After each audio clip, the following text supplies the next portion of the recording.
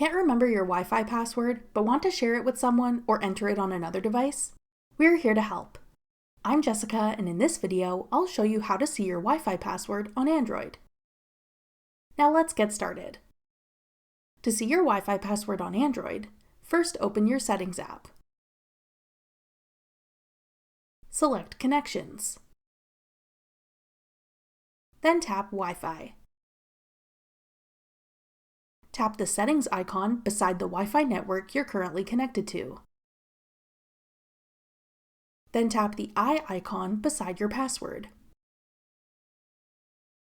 Enter your device's PIN to confirm for security purposes, and tap Continue. You'll then be able to see your saved Wi-Fi password for this network.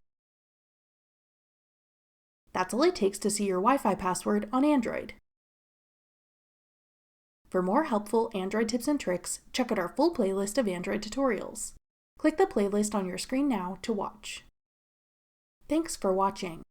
If you found this video helpful, we'd love it if you'd hit the like button below and subscribe to our channel. We put out great new tech tutorials like this one every day.